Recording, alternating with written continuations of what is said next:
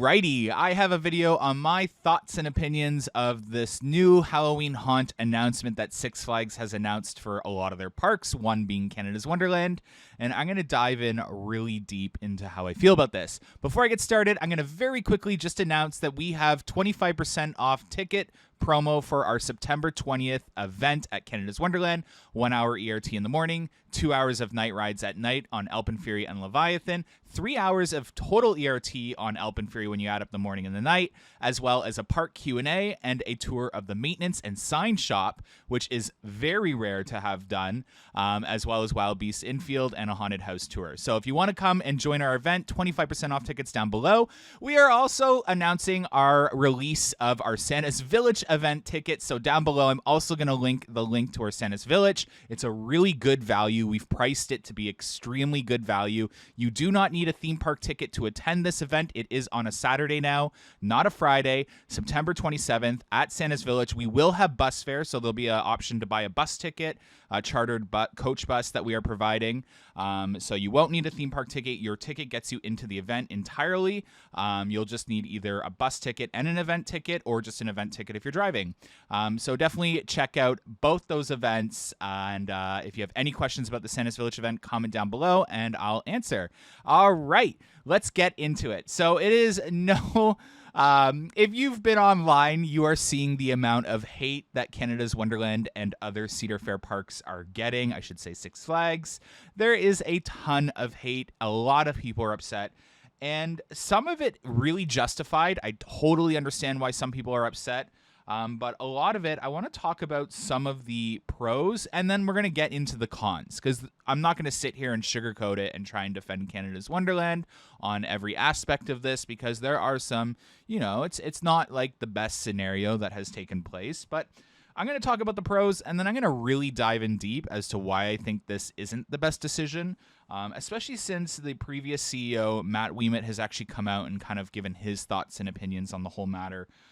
In terms of the direction that Six Flags is taking their parks. But let's go over some of the pros, and there are good pros to this, by the way. I just want to state that. I know a lot of people always come for me going, oh, you're under Canada's Wonderland's wing, you have to defend them, you're very biased. Yeah, I do obviously have a bias to Canada's Wonderland, but I do want to state that when I do give my opinions on something, I am giving my truthful opinions. If I don't want to make a video, Wonderland never forces me to make a video. And I just won't make it if I feel like I'm going to lie. So when I'm going over these pros, trust me, these are pros that I mean. So it is going to lead to shorter lines for the haunted houses. That is a really good pro.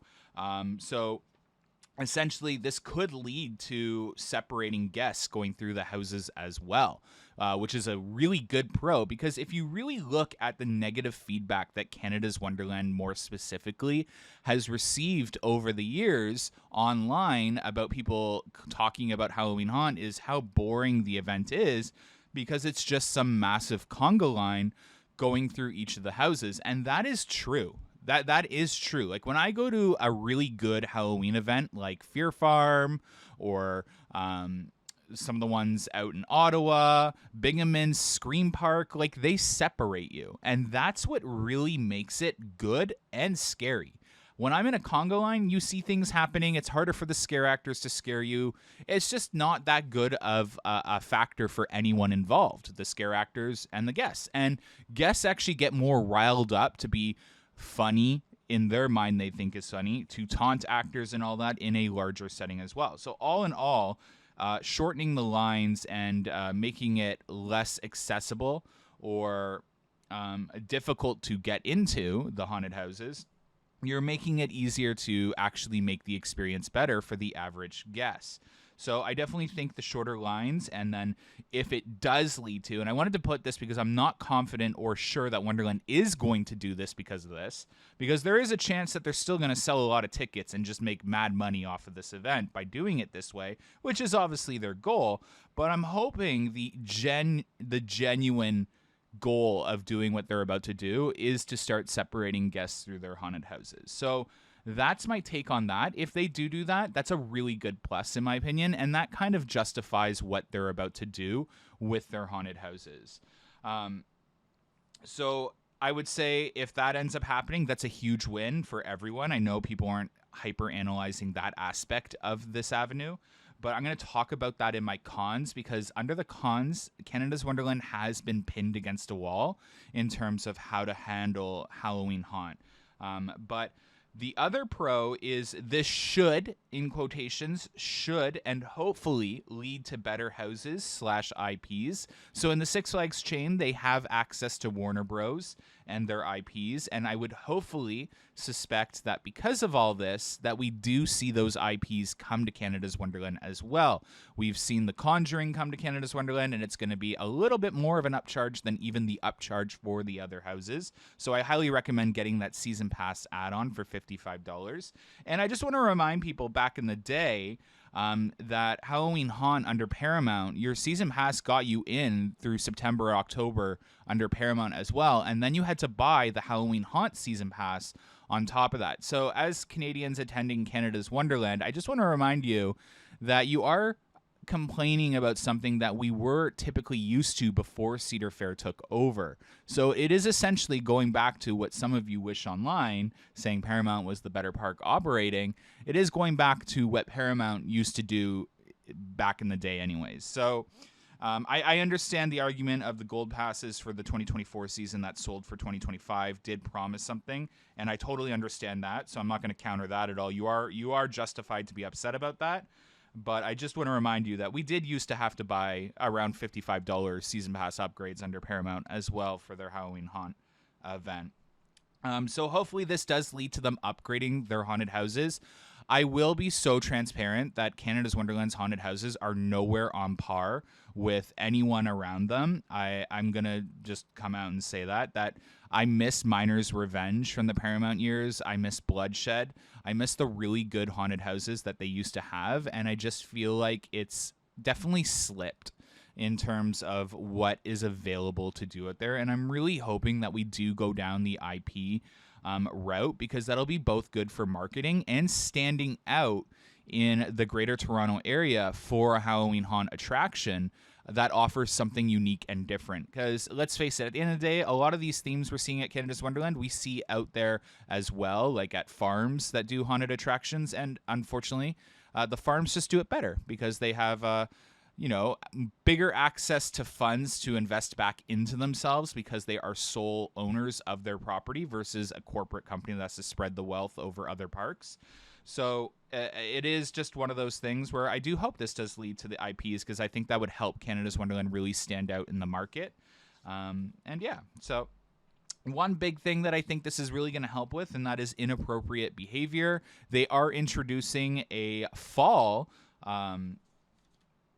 the name of it totally slipped my mind, but essentially a ban on youth entering the park without supervision. So we don't have exact details on that yet, so I'm not going to talk about that in detail yet. I'm going to suspect anyone under the age of 16 or 17 is going to require someone over the age of 18 to supervise a group of no more than 10 to enter the park in the fall season and Halloween Haunt.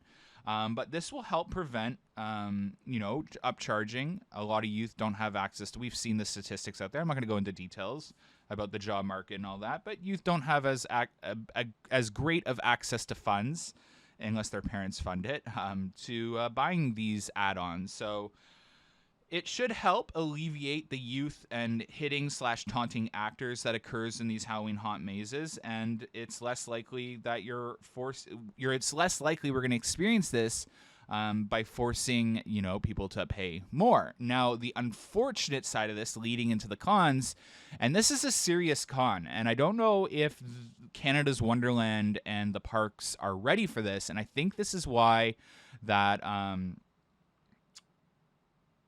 that youth ban is coming into place. Why can't I think the name of it? You're all going to drag me in the comments. I record these videos. I have notes now, too. I don't know if anyone's noticed, but I actually have notes to make my videos a lot more better and streamlined. But I forgot to write that word down. It's gonna lead to the pathways and rides being that much more busy. So one of the cons is the queue lines to the rides are gonna be extremely busy. The scare zones are gonna be extremely overwhelmed, and it's gonna be really busy. So The chaperone policy, there we go, it hit me. The chaperone policy is definitely going to help the maze lines, but it's going to overcongest the park. So it'll be interesting to see how Canada's Wonderland handles that. But one of the biggest cons, and this is where it's just going to become an essay, and this is where a lot of you are upset, and I understand it, but I want to talk about it because this is more not cons and more of a rant. But why would you, as a guest, pay more on top of a season pass that you bought thinking it included haunt, but now doesn't, when there's amazing local haunted attractions in the GTA? Why would you do that versus going to these other GTA attractions that are far scarier? And this is where it opens up the entire aspect of why is Canada's Wonderland doing this? And in my opinion, and I know a lot of people might be a little disappointed in my take on this, but again, I do want to stress that I fully understand where people are coming from. I really do. I'm not going to sit here and say that anyone that's upset about this change isn't valid, because you are. You have every right to be upset, and I just want to stress that. But I do want to talk about Canada's Wonderland being pinned against a wall right now and not having any other avenue to go down to help alleviate what you would kind of call the double-edged sword of success. So it is no misunderstanding that Canada's Wonderland's Halloween Haunt season is a success. It's extremely busy. We all been there. We all know. And there isn't a way to limit those crowds outside of that $99 season pass. So Wonderland has a couple of avenues they could have gone down. They could have raised the prices of the season pass. They could have tried to outprice teenagers by raising that gold pass price. But at the end of the day, when you do that, you are outpricing your families as well. You are outpricing your average audience that is buying those season passes, especially during these tough economic times that we're going through. So that's not really an avenue that Wonderland could have gone down. The chaperone policy. Well, it looks like Canada's Wonderland's trying to do both. They're trying to outprice the youth while still targeting the average clientele that should be going to a haunted attraction. The older teenagers, the young adults, and the adults that should be going to these haunted attractions while introducing the chaperone policy. So that to me, I know people aren't looking at the positive there, but that is a really good positive, and I'm hoping that we see that work for Halloween Haunt, because if this does work and Canada's Wonderland does pull this off, this is going to be a really good win 2 to 3 years for us. I promise you that. Because right now, Canada's Wonderland, like I said, is pinned against a wall, because a lot of people are like, well, why don't they have more haunted houses? Why don't they have scarier haunted houses? Why do they send conga lines through the haunted houses? And the answer to all of that is they're just too successful. They can't outprice people. The season pass cannot be priced higher, because then you will all be complaining about that.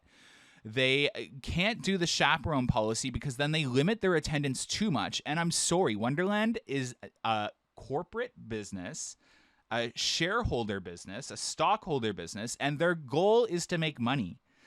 This is the one avenue and aspect of Canada's Wonderland that I will defend wholeheartedly. I do not like seeing people complain about Wonderland trying to make money. It's like you guys misunderstood the whole aspect of a business. The aspect of a business is not to let 10,000 people in the park and just make money enough to justify staying open. The aspect of a business is to make their stockholders happy and invest in larger attractions and create more jobs in the market and grow and eventually open up more and keep growing.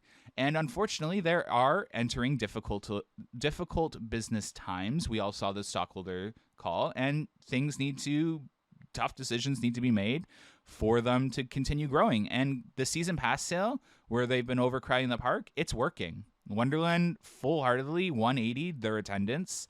And now, to counter that and help set up Haunt for success, they did have to introduce this.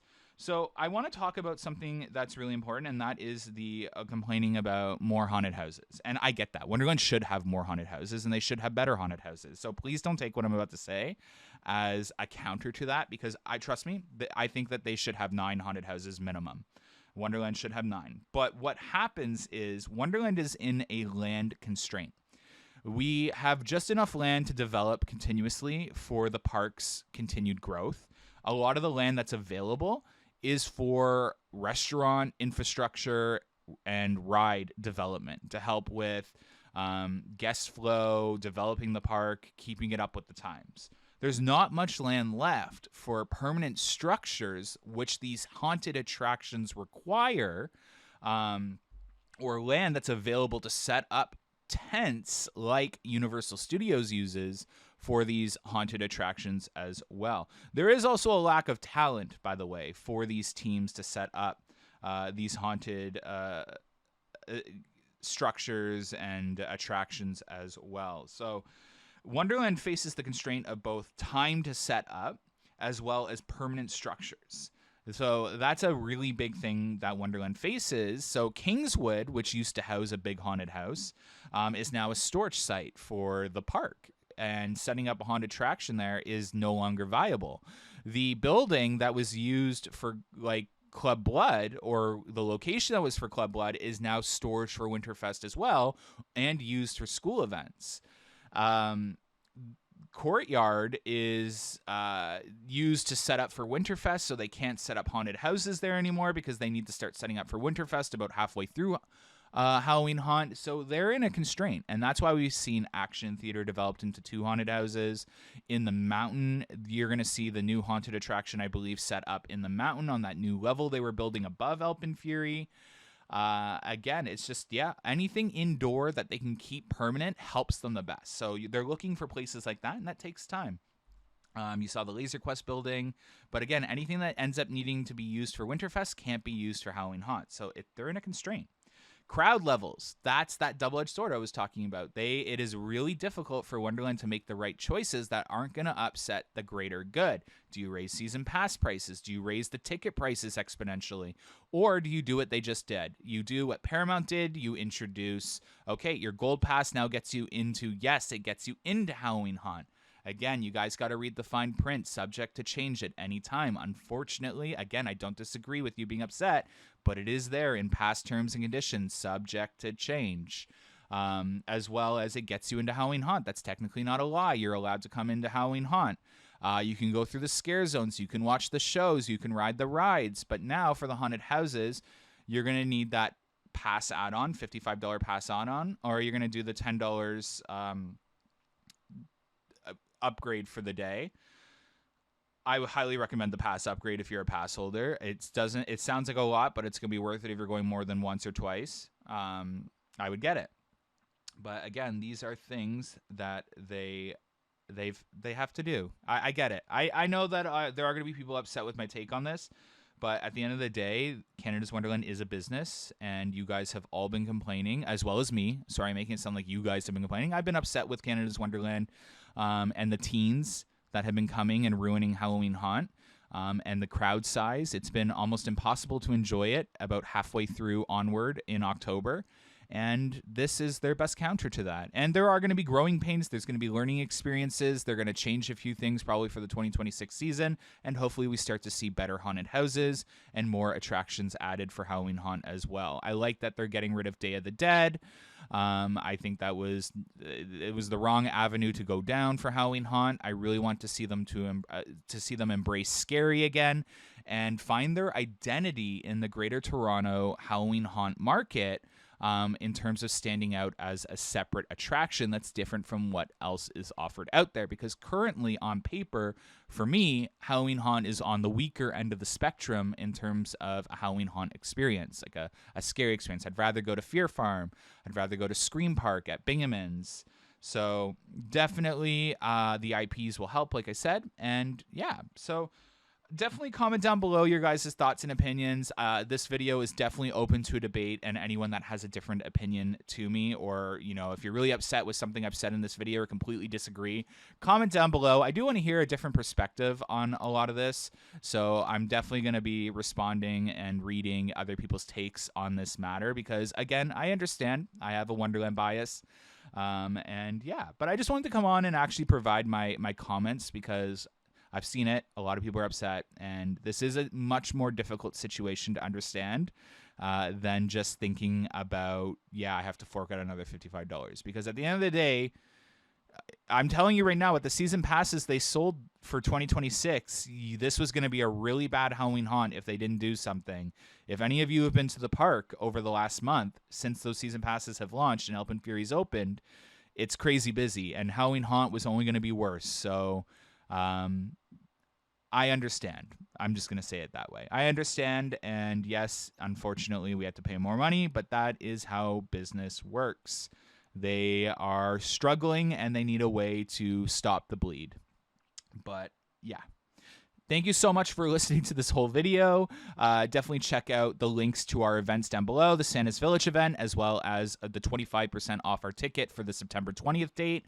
Our September 20th date is an amazing event. We worked really hard on that 3 hours of ERT and the tour that's like set up like winter chill out at Cedar Point. So definitely come and join us. And then the Santa's Village event is a 2 hours ERT on Yeti Trek after the park closes. As well as their other coasters. So if you want those 2 credits, they'll be open. And then the go-karts will be open for the last hour. And you don't need a theme park ticket to come to that. And there will be buses provided. You'll just need a bus ticket on that link. But if you want to go to Santa's Village for the whole day, you'll need a ticket to the Santa's Village to go to the park before our event. But yeah, thank you so much and have a good one. Bye.